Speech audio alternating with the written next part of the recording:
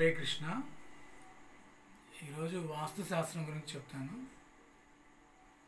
మనం ఆరోగ్యం బాగా కాపాడుకొని ధ్యానం, ప్రాణాయామం, యోగా, ఎక్సర్సైజ్లు ఇవన్నీ చేసినా వాస్తు లేని ఇంట్లో ఉంటే అనారోగ్యం వచ్చేది. వాస్తుని ఎవరైనా నమ్మాలి అనడానికి ఒక చిన్న కథ చెప్తాను.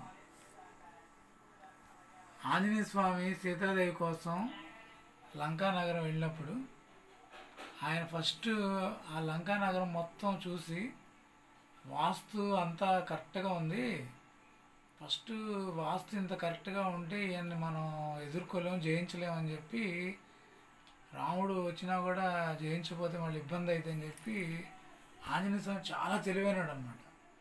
ఆంజనేయ స్వామి ఏం చేస్తాడంటే ఫస్ట్ లంకా నగరంలో ఉన్న వాస్తుని మొత్తం అస్తవ్యస్తం ఛిద్రం చేసేస్తాడనమాట.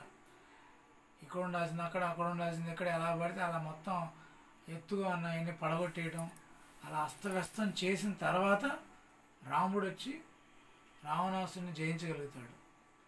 అంటే మన ఆరోగ్యంలో వాస్తు అనే దానికి ఎంతో ప్రాధాన్యత ఉంది. నేను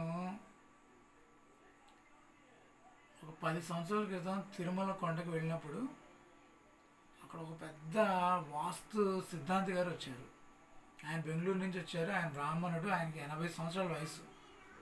మా సార్ ఆయన కోసం చాలా డబ్బులు ఖర్చు పెట్టి 4 రోజులు ఉండి మా సార్ వాళ్ళ ఇంట్లో వాళ్ళందరి జాతకం చూసి వాళ్ళల్లో వాళ్ళ అబ్బాయి పేరు మీద జాతకం బాగుంది, వాళ్ళ అబ్బాయి పేరు మీద వ్యాపారం చేయండి అని చెప్పి వెళ్ళిపోయారు. అయితే నేను ఆయన వెళ్ళిపోయిన తర్వాత నేను అక్కడికి వచ్చాను. ఆయన టేబుల్ మీద 5 జాతక చక్రాలు బుక్స్ ఉన్నాయి. మా సార్ని నేను అడిగా, ఏంటండి ఈ బుక్స్ అంటే, ఈ మా ఇంట్లో వాళ్ళందరి జాతకాలు అని చెప్పారు. నీకు జాతకం తెలుసా చెప్పడం అని మా సార్ నన్ను అడిగాడు. అడిగితే నాకు తెలుసండి అని చెప్పాను. సరే ఒకసారి చూడు అని చెప్పి 5 పుస్తకాలు నాకు ఇచ్చాడు. నేను ఆ జాతకాలన్నీ పరిశీలించి వాళ్ళ 5గురిలో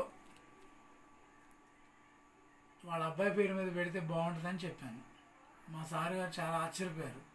నేను బెంగళూరు నుంచి తీసుకొచ్చిన ఆయన ఇదే చెప్పాడు, ఇంత కష్టపడి ఇన్ని డబ్బులు ఖర్చు పెట్టినా ఇదే రిజల్ట్ వచ్చింది, నువ్వు 5 నిమిషాల్లో చూసి టక్ అని చెప్పేసావు, అసలు ఈ మా వ్యాపార సంస్థలు కూడా వాస్తు చూడని చెప్పి అన్నారు.